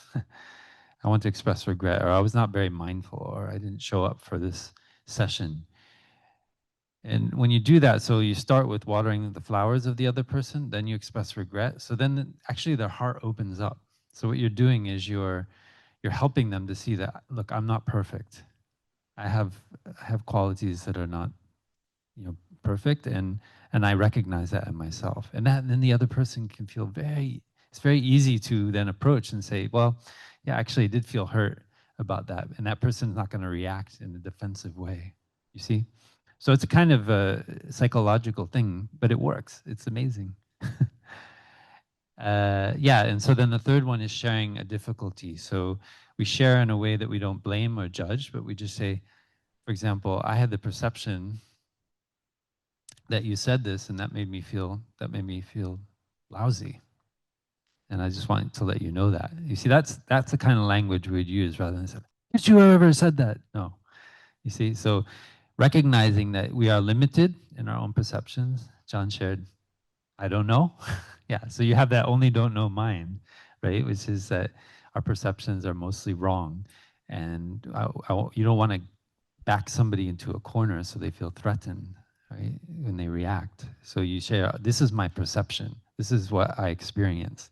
And that's completely valid, right? When we share our own, we are all experts in our own lived experience. Nobody else is an expert in our own experience. So we have the right to share our perceptions. And then the fourth aspect of beginning anew is to ask for support. Maybe there's something that's coming up in your own, maybe you're having a stomach problem. Maybe somebody in your family has passed away and you want to let the community know so they can support you in this difficult moment. And so that way, these are 4 steps that we go through, and we don't go through all of them. Most of the time in beginning anew, we just do the first one, flower watering, and that establishes a foundation for, and also expressing regret is very common, the first 2, but then expressing a hurt doesn't happen in every session. But if you don't do the first 2, you don't have the foundation to be able to express a hurt in a way that it can be received and be transformative in the life of the community. Okay. And the Sangha is a refuge for those overwhelmed by fear, anxiety, and despair. We see ourselves just as stewards in the monastery. We're not owners of the monastery. We're just there to allow this space for folks to come and take refuge. And fundamentally, Thai came to the US to figure out how to transform this violence in the collective consciousness, especially here, because it was affecting so much the situation in Vietnam, right? And so that's what I love to use that phrase to remember that the Plum Village community is not like a retreat bending machine. Like that's just one of the ways in which we are finding doors into transforming violence in the collective consciousness, so our action can remain compassionate, peaceful, and steady. Okay, so I've got 5 minutes. 5 minutes? Okay. Okay, so I just briefly touch on these 6 harmonies. So they're posed by the Buddha, so these are 2,600 years old. And it's for the monastic community. So first of all, on the top, we live together. In this age of virtual Zoom meetings, we need to be able to live together. So that's why I emphasize when people in your apartment block, do you know who's on the other side of the wall? That person is affecting you, is in proximity to you. We need to be sharing material resources together. So we, physically live together. We share training. So we have an ethical way of training, the mindfulness trainings, the precepts of the Buddhist community. I won't go into detail, but it's, we're not stealing, not killing, not lying, because we're aware of the suffering that all those things bring about. Okay, I'll just go through harmony and living together, harmony and training, harmony and understanding. So we check our perceptions. What I shared already about beginning anew. And we practice what we call right view, which is actually letting go of your views. which are usually our opinions are usually the biggest obstacle to our understanding. So we ask, clarify, and look deeply. And we have a procedure we call Sangha Karman, or action of the community, for being able to make collective decisions. It's a consensus-based democracy. I don't have time to go into it, but I can share more, one-on-one about that. Sharing resources, material support. So we eat together. We share things in common. As monastics, we don't have so much like personal possessions. We have 3 robes and a bowl, mainly, and a few other things. But otherwise, it belongs to the community, and we just use it communally. But also, it means sharing our time, our attention, and credit. When somebody does something, we recognize it. Opportunities. Okay, harmony in speech. So this is difficult for Americans. I'm American. I used to be like, an argument or a fight is an argument, right? It's a debate. It's good to question things, but also to recognize in ways in which we may have trauma in our own intergenerational, transmission that actually is hurtful for people. And I've hurted people in just what I thought was a normal way of speaking. Because of the way I was raised in the kind of context, right? And so learning to speak in a harmonious way. We don't, assume makes an ass out of you and me, right? So harmony in mind, shared joy. So this is really at a deeper level, we harmonize in our way of thinking. So we share what our ideas are with each other. And in our community, we do it drinking tea. And we spend a lot of time drinking tea. I used to say that the best kind of meeting is one where you've already decided everything when you come into it, because we've already drank tea together. We shared our ideas. We've gotten feedback in a non-agenda way, so we can do it. Okay, I got through all of them. Okay, that's it. 6 harmonies. I just want to share. These are a bunch of initiatives. Maybe if you want to take a picture of them, you can see more about some of the ways in which this is manifesting in the world. The Order of Interbeing, those you see in brown jackets here, and all the monks and nuns. Thai started in 1966. This is 60 years of the Order of Interbeing. We're having a big gathering in Plum Village in June to celebrate. Wake Up, movement for young people, 18 to 35. They start their own sanghas, and they do it themselves. They don't need to have the older folks around. The older folks support with moral support and financial support. But otherwise, they stay out, and the younger people run the show. Earthholder community, how to practice with the climate crisis. Also, Zen and the Art of Saving the Planet. Our European siblings have done amazing work with an online course with Christiana Figueres and others. It's really, I think they have more than 7,000 people who've gone through that course already. It's really helping people to transform their climate anxiety. Earth Peace work in the Earth Peace Treaty at Deer Park, we're doing a lot of work around Thai's proposal. We need a peace treaty with the earth. So in order to transform violence in the collective consciousness and our violence towards Mother Earth, how can we make commitments in our daily life, like mindfulness practice, as a way of realizing peace on this earth? So that's a kind of initiative that's been going on for a while. Happy Farm, organic farms at our monastery. New program called Action Wake Up at Deer Park, where we have young people staying 15 months practicing with us and doing service in the local hospital, also supporting the new school we're starting, also the Thich Nhat Hanh School of Interbeing, which is starting this August, K through 3, at the foot of the monastery. We're just hiring the head of school for that right now. Okay, what you can do, build Sangha where you are, start small. Just keep showing up. I say, like, find a place and a time. Just keep showing up. If nobody shows up, you get to enjoy meditation practice by yourself. You see? And then people start coming. It just happens. You don't worry if you feel you need to be an expert. Just show up, sit, breathe.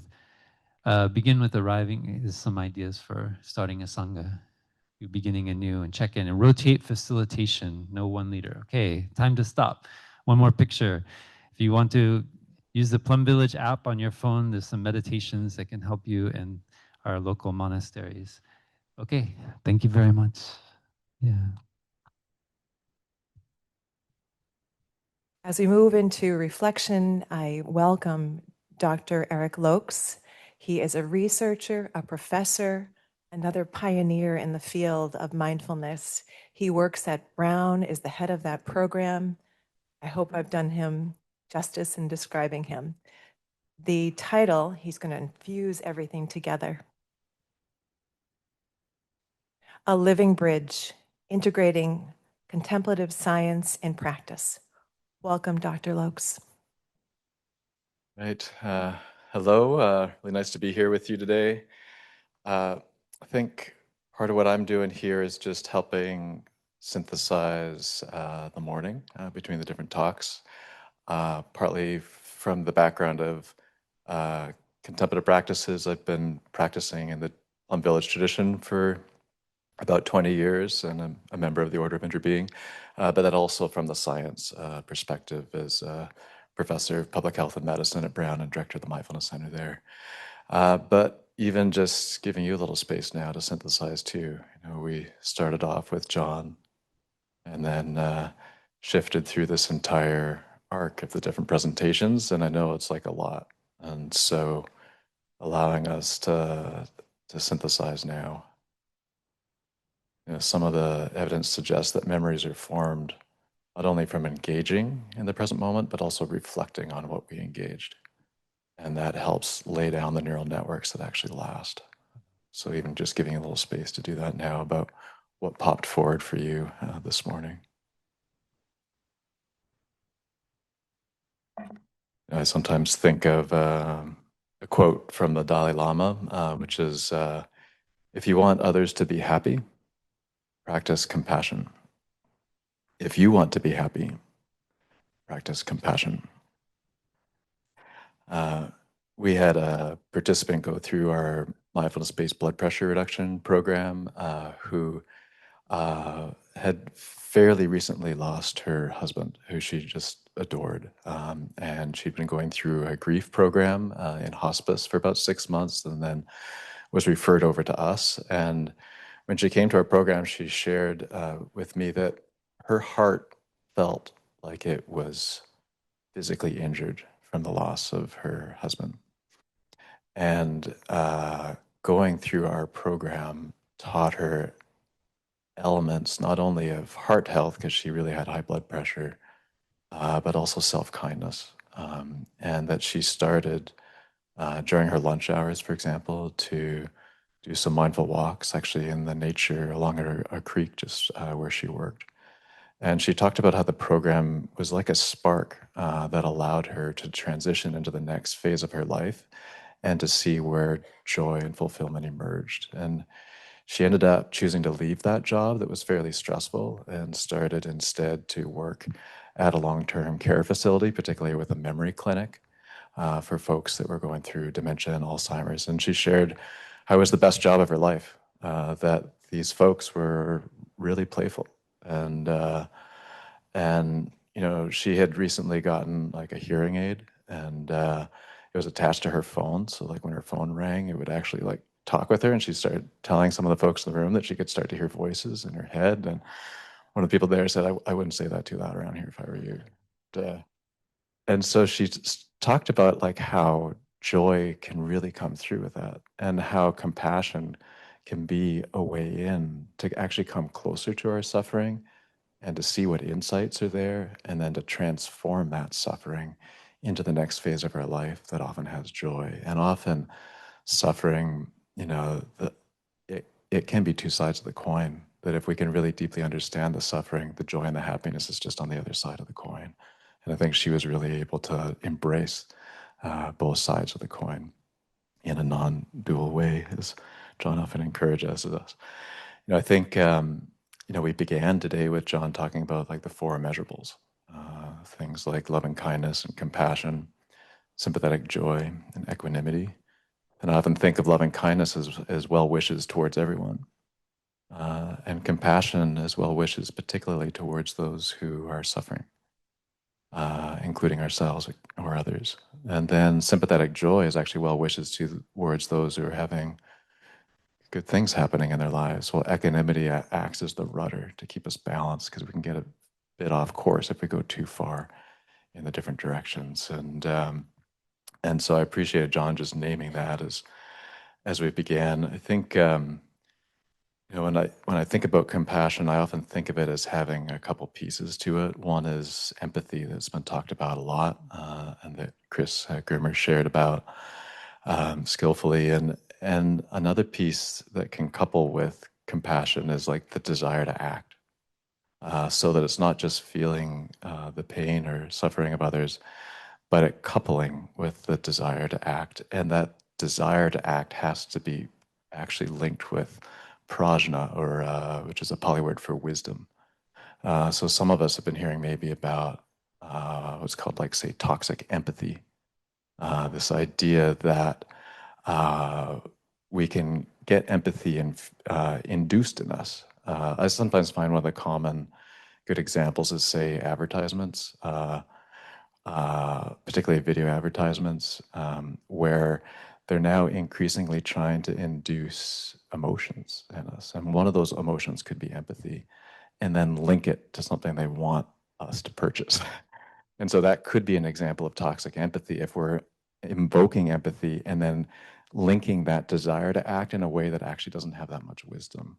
And so how can we actually bring our wisdom forward in the moment? And in fact, one of the definitions of mindfulness, the Pali word is sati, which is one of the most direct translations is remembering. And Thai often talked about it as remembering to be in the present moment. And Buddhadasa Bhikkhu talked about it as remembering to bring our wisdom into the present moment. So that when we have the empathy moving forward, what is our wisdom sharing in this present moment? And can we couple our action with what our wisdom is sharing? I think one of the pieces that I really appreciated Brother Phap bringing in today was around the teachings of the 6 harmonies. And I took it as an excuse to sit with them over the past several days. And one of them that I appreciate is like kind of like the harmony of views, but to allow different views. And even as we were preparing for this day, Walter Willett was sharing how it's fine for us to have other views. And actually that's how ideas get moved forward. So, for example, there's a story of Thich Nhat Hanh having met with the president of Vietnam. And they had different views, particularly like on religious freedom. And how he was so impressed that when he met with the president shared, we have many different views. And in fact, I would expect that we would have different views. It's kind of odd, actually, if we had exactly the same views on everything. And so how can we have different views, whether it's, say, on compassion or what mindfulness is or how to foster well-being in society, while honoring them, and how one of the ways that we can actually intersect with differing views is through 2 of the other harmonies, which is deep listening. So how can we deeply listen to each other even during the small group work today, for example, because we will all come in with different views. And then also, how can we use what's called, like, say, loving speech or kind speech to each other, so that we can actually maybe even watch our views evolve over the day, while still using kindness in our words to share what our views are, because our views are also really important. And so I think for me, I personally appreciated hearing about the harmonies today, and the excuse to sit with them over recent days too, and appreciated Brother Phap bringing that in. I think another piece I appreciated was what Dave Vago was sharing about. He and I used to meet in this group up here, actually, well, in different sites. But I remember one time we met, I don't know if you remember this, Dave, but we were kind of just all settling in, and Dave it was something along the lines of just, he really wanted to, like, us to talk about, like, the different brain regions that are influenced by meditation and what we were each seeing in our science. And I love Dave's curiosity about physiology and the way the brain operates. And I think we talked about the default mode network and the protoparietal network. And I think one of the other ones that for me is coming up these days is the salience network, that almost allows us to have flexibility where we place our mind. And Dave or Zev or other neuroscientists in the room, feel free to correct me if I get anything wrong here. But with depression, for example, we can often struggle with like repetitive negative thinking, where we can have negative thoughts that can lead to other negative thoughts. And one of the ways that mindfulness-based cognitive therapy seems to work is through reducing the repetitive negative thoughts, that we can notice that they're there and to meet them with compassion and kindness, to know they're there for a reason. And then now what? Where can I place my mind that would actually be healthy in that moment? And so with the Salience Network, there's evidence by van der Velden that came out in Biological Psychiatry a couple of years ago, one of the top journals, where they saw there are certain regions of the brain, like the lingual gyrus and the occipital lobe, that are involved with like memory, including visual memory of like difficult circumstances. So you can imagine with depression, there could be regions of the brain that are lighting up with difficult memories. And what seems to happen with the Salience Network that actually helps synthesize like the messages from the body and the mind, but also helps regulate emotions, is that it starts to actually get decoupled from the regions of the brain that are often involved with difficult memories. And so they showed that folks going through the mindfulness-based cognitive therapy had less neural connectivity between those two regions, suggesting that maybe those areas of the brain associated with difficult memories just weren't having as much effect on where people were placing their mind. And so those are just some of the pieces that came up for me as I was synthesizing the talks today, and I'm sure each of you had your own experiences that are really valid and want to give the space for that synthesis to happen, as well as to really invite you, if you feel comfortable with it, to play with those 6 harmonies, including during the small group work today, where we honor our views with kindness and compassion, know that they're important, to listen deeply to others' views, and to use kind speech as we're engaging in with each other, knowing that we're all in this space together. And just to end, with one of the harmonies is the idea of like living together, including on this earth. And Christina Koch, who's one of the astronauts on our team, is 2 right now, shared a day or 2 ago. She shared, we will explore, this is related to the moon, so we will explore, we will build ships, we will visit again. We will construct science outposts, we will drive rovers, we will do radio astronomy, we will found companies, we will bolster industry, we will inspire, but ultimately, we will always choose Earth, we will always choose each other.